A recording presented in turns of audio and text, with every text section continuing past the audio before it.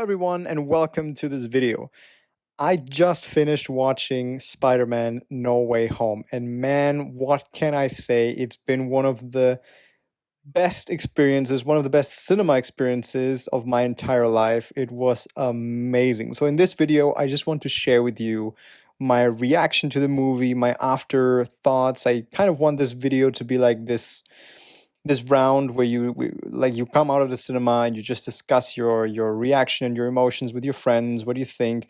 So this is kind of me rambling a bit about the movie. What were my thoughts? What were my emotions? And in general, what do I think about the movie? The short version is go and see Spider-Man No Way Home because it's awesome. For me, it completely lives up to all of the gigantic, out of proportion expectations it received before. I've been so hyped for this movie, you can't even imagine.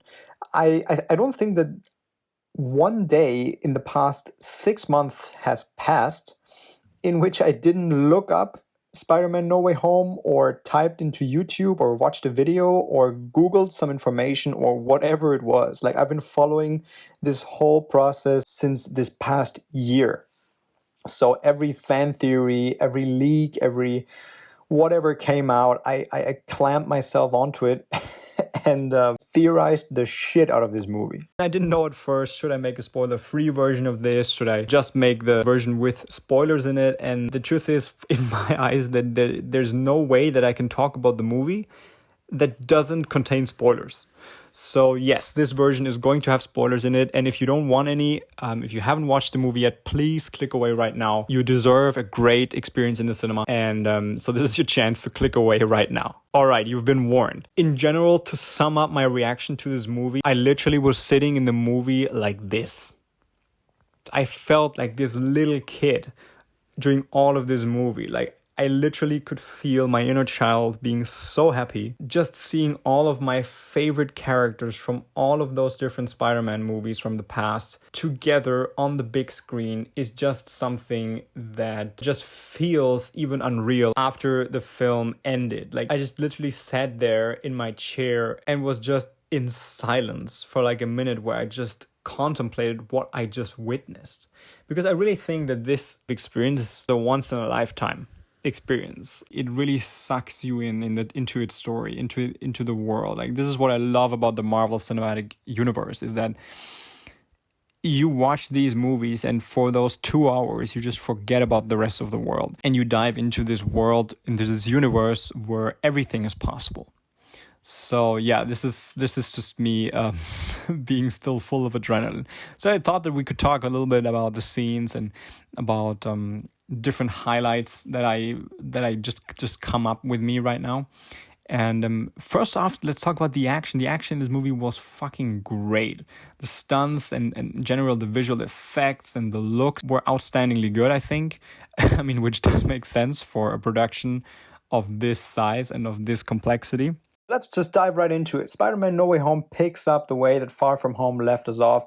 The word's out, Peter Parker's identity is revealed, the whole world knows. And right off the bat, we get into this really amazing chasing scene. I mean, if you followed the clips that came out, this beginning scene of the movie was already out, so it wasn't a big surprise. However, it did it really, really quick. Like, you just really get thrown into the action, and then it just happens. Like, it just as soon as this movie starts, it uses every minute. And then it happened. This is the first big reveal of this movie. You just see a blind stick, poof, and then Matt freaking Murdock shows up, which was one of the biggest fan theories ever, that Matt Murdock was supposed to represent Peter Parker.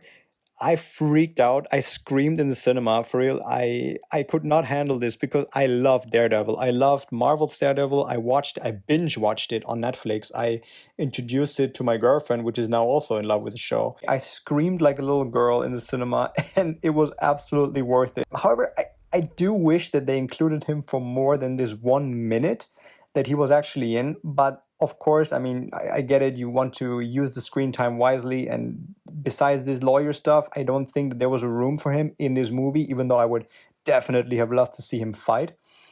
But, I mean, they kind of hinted at that when this one guy from the street throws this rock into Peter's apartment and then he just catches it. So they kind of foreshadowed in my eyes there that they will bring Matt Murdock back and have him suit up as Daredevil. So I really loved that they put this scene in the movie and really gave this to us as the fans. Now let's talk villains. Oh boy. Obviously the big one, Dr. Octopus. It was so satisfying to see him back on screen. His entrance scene in the bridge was one of my favorite scenes from this movie. It was so great of him seeing like, "Hello, Peter." And then obviously the shit hit the fan and they start, like, in general, the action in this movie scene was really cool. I really, really loved the way that they did it. I mean, in the end, we only get this bad version of Dr. Octopus for like 2 minutes or so. And then Peter takes control of his arms with his nanites. And then it's really just an old, grumpy, disabled guy with 4 octopus arms. Like, other than that, that's it. We don't really get to see more of this bad version of Dr. Octopus, but I thought this was perfect for him because we saw a lot of that already in Spider-Man 2, which was great. And now it was really time for his redemption. So I really, really enjoyed his performance and I really enjoyed his role that he had in this film. Now, I do think that out of those 5 villains that we got to see in the movie, only 3 were really relevant.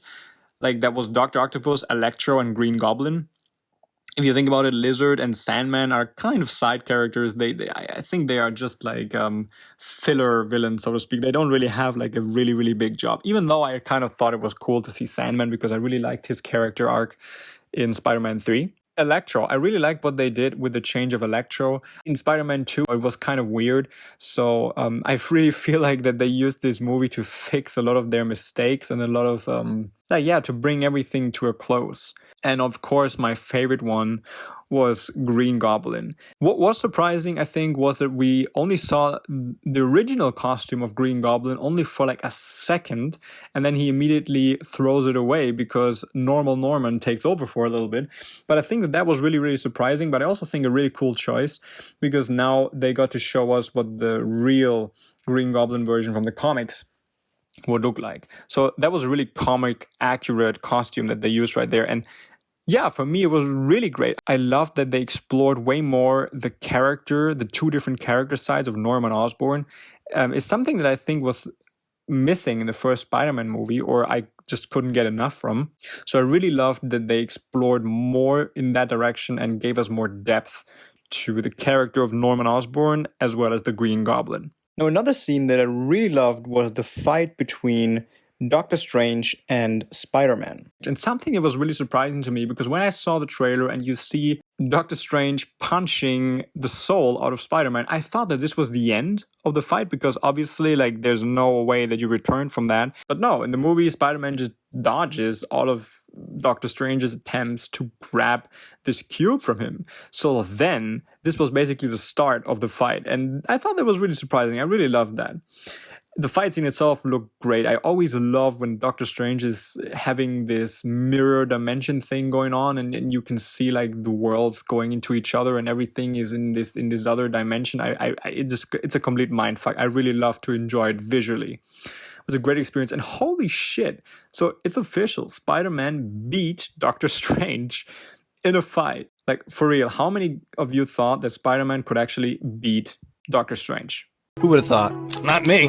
Now we have it as a movie confirmation. So that one was really, really surprising. And now, of course, let's talk about the scene. Of course, you all know which scene I'm talking about. So Ned is playing with this sling ring of Doctor Strange, which, by the way, I find kind of weird. It seems kind of... I don't like when movies do this kind of thing, because they never hinted that Ned would have such an ability, and now out of the blue, he just has this sling ring, and now he can do magic.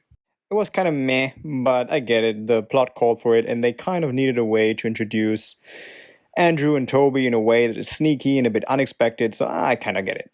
So Ned is playing with the sling ring of Doctor Strange, and then I didn't expect it at all, because I didn't go into this movie expecting to see Toby and Andrew, because I didn't want to get disappointed. But of course, I kind of hoped for it. I mean, after that trailer edit... Wait! Right there! Coincidence? I think not! All of us conspiracy theorists for this movie saw it basically confirmed that they were in the movie, but still there was a tiny part that didn't believe that they were in. I mean, what does MJ say? Expect disappointment and you will not be disappointed. So the first portal opens, you see a Spider-Man at the end of the portal, and the first thing that I noticed was the eyes. And I knew that these are not the eyes of Tom Holland's Spider-Man costume. I knew it was definitely Andrew's. And I don't know about you, but in this moment, I got so overwhelmed with emotions, like, oh my god, it's happening, it's happening, it's happening, it's happening. It was Andrew Garfield officially entering the MCU, which is crazy. It's just crazy, and especially it's crazy because, you know, I don't know if you've been following this, but there are all these interviews of Andrew Garfield in the internet of him insisting and claiming and basically lying straight to the camera and saying that he's not in this film. I don't know how to bring up the Spider-Man stuff because obviously I don't even want to like ruin anything if there is something to ruin, except to There isn't anything to ruin, bro. I had to just quickly cut you off. Man, ain't none. Like I ain't got a call. There are rumors galore that you will be in Spider-Man No Way Home. Oh boy. What do you think of those rumors? Again, like I feel like I'm in a game of werewolf, and I'm just saying I'm not the werewolf. I am not the werewolf. I promise you guys, I'm not the werewolf. Guys, like, I wish I could just like be able to speak to everyone and say like, How did this take off? Because you are. I recommend that you.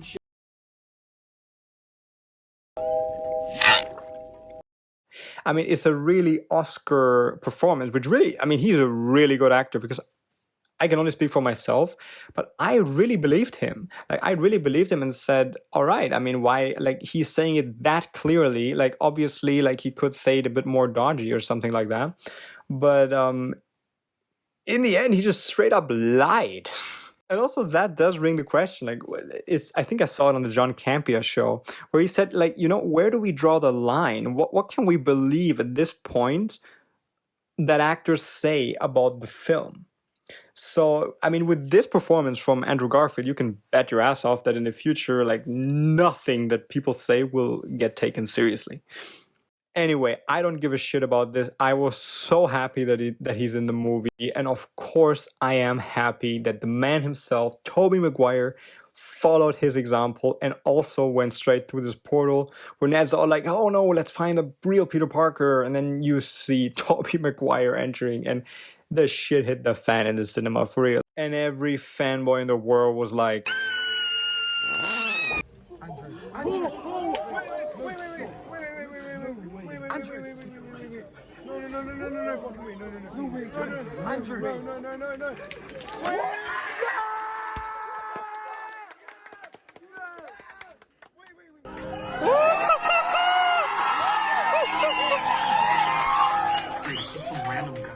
I think that scene, along with the portal scene from Avengers Endgame, was one of the most touching movie scenes and one of the most iconic movie scenes that I have ever witnessed so far. It was so satisfying, and you see them talking, and they talk about Uncle Ben, and Andrew talks about how he lost Gwen, and they all connect each other, and all of those different movies from the past get connected with each other in terms of the plot and the emotions. And for me, that was just pure gold. That was just pure fan service. And that's why it felt so satisfying to watch. And I also love the scene that follows that, like all of the different versions of Peter Parker do their geek things and them being scientists together and developing cures for every single villain. It was cool to see. Of course, also, like, they dropped this big... Just love it because it's like, in their conversation, they talk about every single thing that everyone wanted to be in the movie. It's like they addressed the different web shooters, like Toby's webs come literally out of his body. And I thought it was awesome that they addressed it. It shows that they care. It shows that they care that what the fans think, what the fans expect, and what the fans want. The final fight scene was amazing. Them swinging together and then attaching their webs to each other and pulling each other up. And it was just a dream come true. And what was, of course, one of the most heartbreaking, sweet, and emotional scenes was when MJ was falling and it was not Tom that caught her, but it was Andrew. That scene, it hit really hard and it was really satisfying to see. And one Spider-Man lands, and then the other Spider-Man lands behind him, and then the third Spider-Man lands behind him, and to just see them all in one shot, it just looked epic. I just wish that in that last fight scene, we could have had an interaction between Tobey's version of Spider-Man and Willem Dafoe, aka the Green Goblin. I would have loved to seen those two interact with each other again, because we did get an interaction with Tobey's Spider-Man and Doc Ock, which I thought was amazing because it brought their characters to a close, you know, like them reuniting again. And I thought that would have been nice if we could have seen that also with Tobey and Willem Dafoe. Speaking of the scene where it looks like Tobey stops Tom from killing Green Goblin and is then stabbed from behind by the Green Goblin, I was just wondering, how is he not dead? Like, how could the Green Goblin miss that stab? He was literally 2 centimeters in front of him. Like, did he suddenly forget where the heart is? Or to me, that just didn't really make sense. So I found that scene was kind of weird, but I guess that they wanted to create some sort of shock in the end.